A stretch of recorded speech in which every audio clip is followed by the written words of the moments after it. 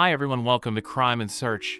A woman goes missing while backpacking in Western Australia. Police identified hundreds of suspects, but still no result. Just when people thought they would never find out the real culprit, a piece of inconspicuous jewelry created a turning point. What happened to the woman? Can the police successfully solve the case through various clues? Let us dive into the Australian Hayley Dodd case.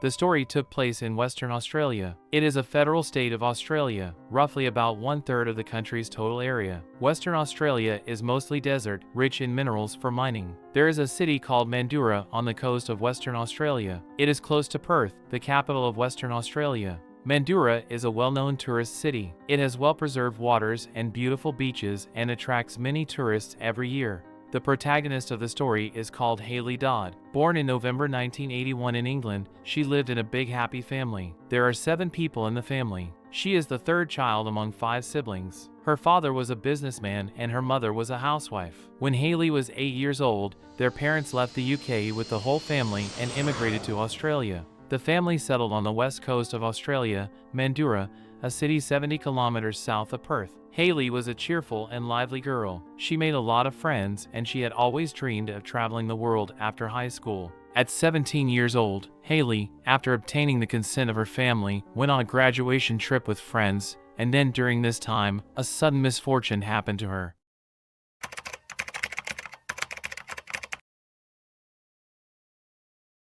Tuesday, July 20th, 1999. July is winter in Australia.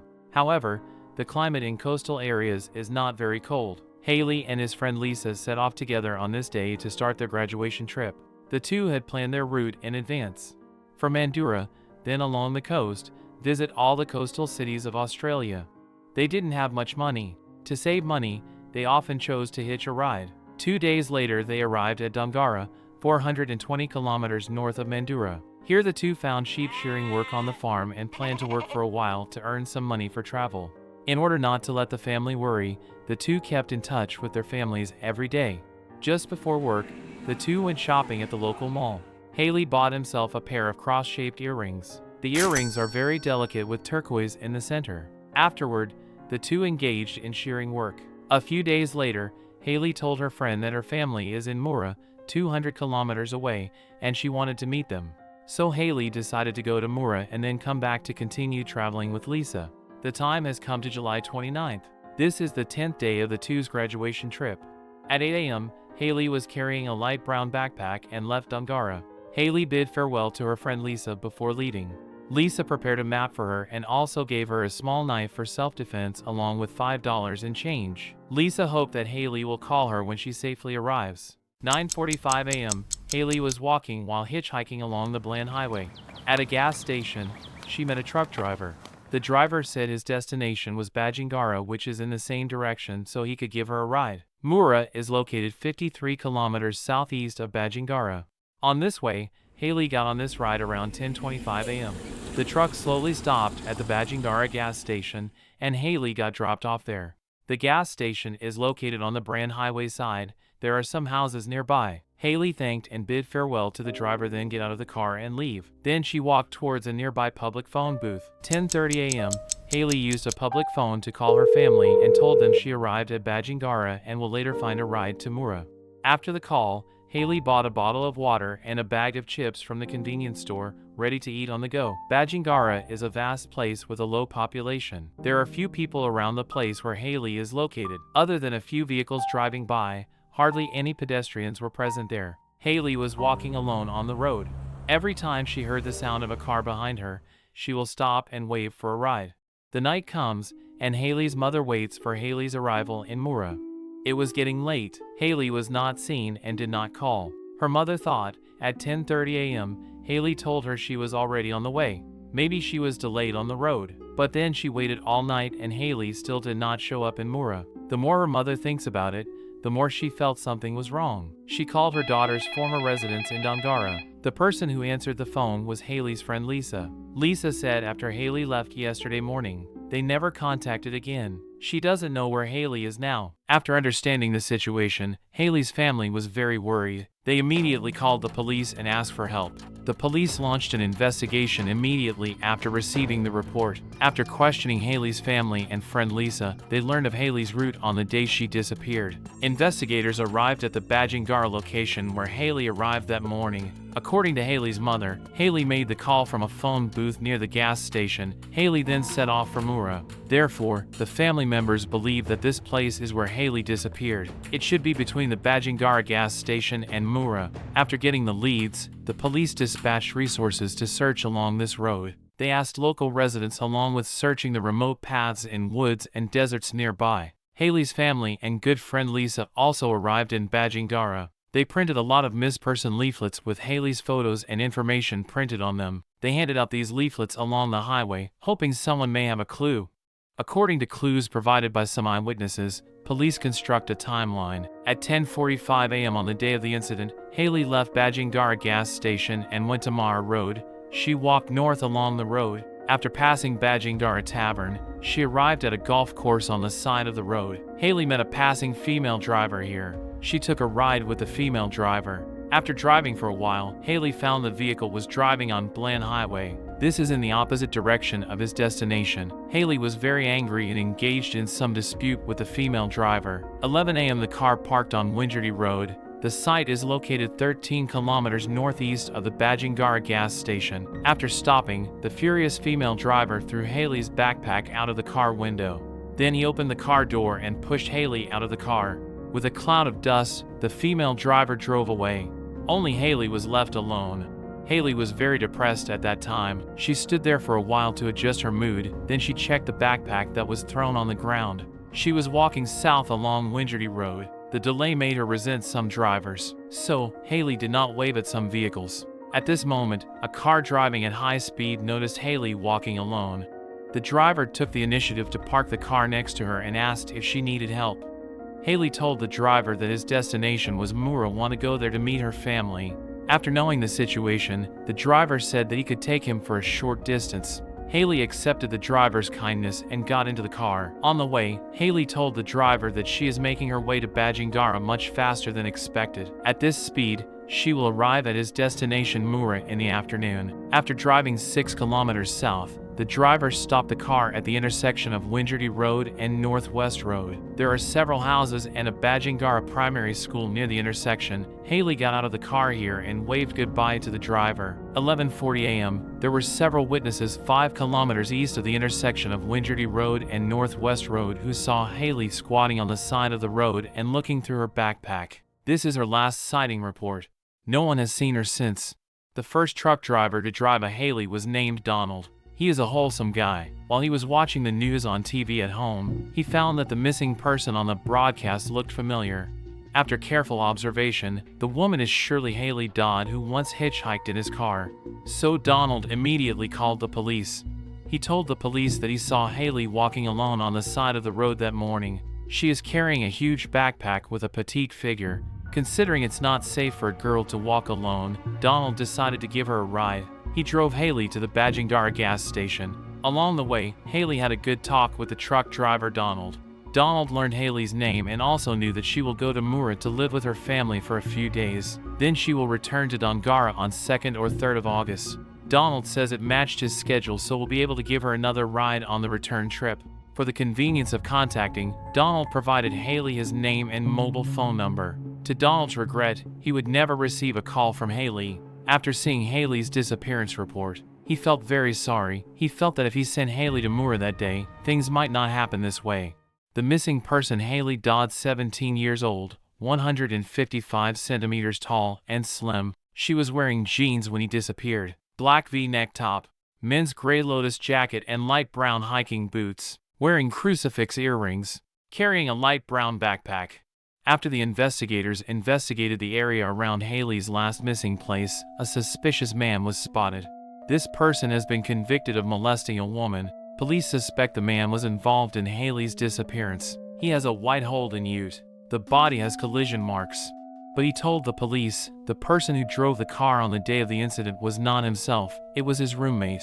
His name is Francis Wark, 43 years old man employed at Badgingarra Primary School. The police found this Francis. He told the police that he had a habit of going to Mura, which is 50 kilometers away, every 2 weeks, to buy some necessities there. The day of the incident happened to be the day when he was out shopping, so Francis used his roommate's car. He said that he did not see Hayley, the missing person, during his drive that day. At 11:40 a.m., he was shopping in Mura and did not return to Bajingara until 1:36 p.m. As for the collision marks on the body, Francis explained that he was in a car accident that night. Because of this, he was even in the hospital, but investigators have cast doubt on that explanation.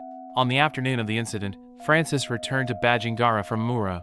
This is exactly on the route of the missing person Hayley, and the crash marks of the car may be connected to the case. Maybe he accidentally hit Hayley while driving and hit her somewhere. Investigators went to Francis' residence. This is a one-story house with red brick and gray tiles on the northwest roadside, surrounded by woods and wastelands. With the consent of Francis, investigators entered the house and searched, but no clues related to Hayley's disappearance were found. Police seized seat covers and floor mats from inside White Holden and preserved them as possible evidence. In the absence of other direct or indirect evidence to prove Francis guilty, the case cannot constitute a charge. The investigation stalled.